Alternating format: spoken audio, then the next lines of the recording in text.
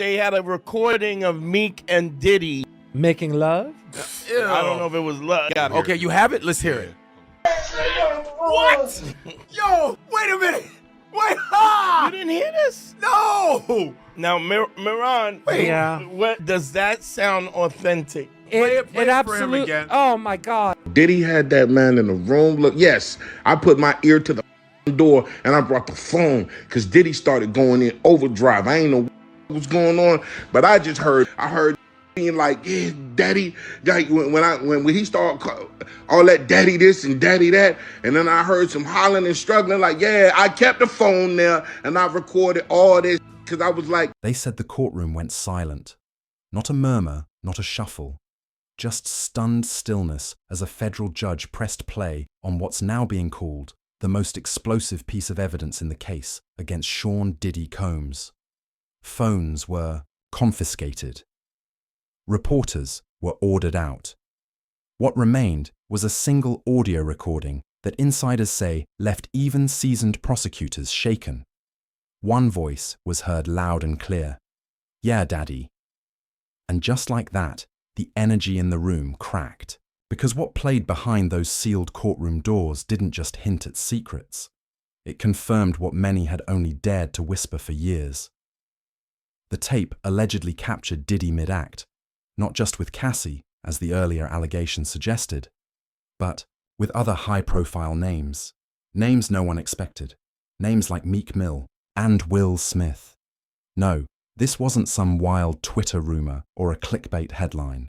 This was courtroom playback, witnessed by people who were there. And according to multiple leaks and verified summaries, the audio was graphic, undeniably male on male, and raw enough to freeze the entire room in disbelief. This trial started with Cassie. Her lawsuit detailed years of abuse, control, and what she called freak-offs. Elite gatherings hosted by Diddy that blurred every imaginable line.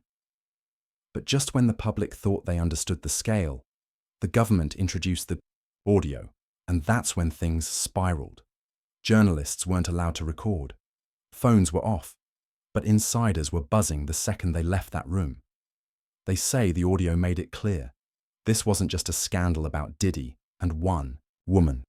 This was about a hidden network, a lifestyle cloaked in luxury, secrecy, and celebrity. And then came the names. Meek Mill's name being linked wasn't entirely new. There had always been whispers about his unusually close bond with Diddy, but to hear it confirmed in open court, that's when the internet lost its mind. Twitter flooded with old clips of Meek and Diddy, including a now infamous moment where Diddy called Meek Daddy at a birthday party, shirtless pool scenes, late-night events. Fans started digging, and the pattern began to look less like coincidence and more like confirmation. But Meek didn't stay quiet. Instead of letting it blow over, he fired back, immediately. Defensive, tweets, rapid posts, and a tone that felt less like denial and more like panic. And the more he pushed, the more the internet pulled. Fans unearthed a clip of Meek hopping on one foot for billionaire Michael Rubin while being taunted like a child. It was humiliating. And suddenly, it wasn't just about the courtroom tape. It was about a power dynamic that had been hiding in plain sight. Still, the biggest shock of all, Will Smith. When his name surfaced in connection to the audio, most thought it was a joke. But the courtroom mentions were serious, and that sent social media into a frenzy. Old interviews began, resurfacing, podcast clips, awkward moments. One of the most viral clips featured comedian Lionel casually claiming that Will and Diddy were clapping cheeks, a statement that originally flew under the radar, but now felt like a warning that no one took seriously. Then came the bombshell, from Will Smith's former assistant, brother Bilal. In a jaw-dropping interview, Bilal detailed the moment he allegedly walked in on actor Dwayne Martin and Will in a compromising position. He didn't mince words. Bent over, yoga instructor, murder scene. His account wasn't vague, and fans didn't know whether to believe it or be horrified by how specific it was. But if it sounded too wild to be true, the court audio may have just made it all very real. As the courtroom revelations collided with years of speculation, Will tried to deny everything. He publicly distanced himself from Diddy, claiming he was nowhere near the man and had nothing to do with that nonsense. But the internet wasn't buying it. Photos resurfaced, showing them laughing, hugging, attending private events. Video clips showed more than just friendship. They showed familiarity, trust, maybe too much of it. Meanwhile, Diddy's world continued to crumble. Prosecutors weren't stopping with Cassie. They began bringing in former bad boy signees, artists, who worked under Diddy. People who had seen the other side of the velvet rope. And they were testifying, some in tears, some with fury. Dawn Richards, one of the most vocal witnesses, left the courthouse visibly shaken after confirming that horrible things happened to Cassie. Paparazzi caught her outside, stone-faced and frustrated, refusing to speak to the cameras. Then came the moment that shattered any illusion of control. Diddy's own daughter exiting the courthouse. Not angry, not arrogant, just cold and quiet. Her expression said more than any statement could. And insiders claim it happened right after the audio was played. If that's true, this isn't just about criminal charges anymore.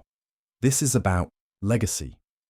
About a family name potentially being dragged through one of the darkest scandals the entertainment industry has ever seen. And still, through all the chaos, one question refuses to go away. Why hasn't the public heard the tape? Why hasn't a single second been leaked? Some say it's because the content is too explicit. Others think the names on it are too powerful to expose. But in a country that prides itself on transparency, why are the most critical pieces of evidence locked behind closed doors? Theories are running wild.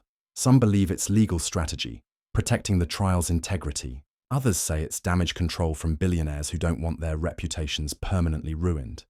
And a growing number of fans think the government is simply holding back. Because the truth isn't just scandalous, it's systemic. From the poolside birthday clips to the courtroom whispers, one thing's clear.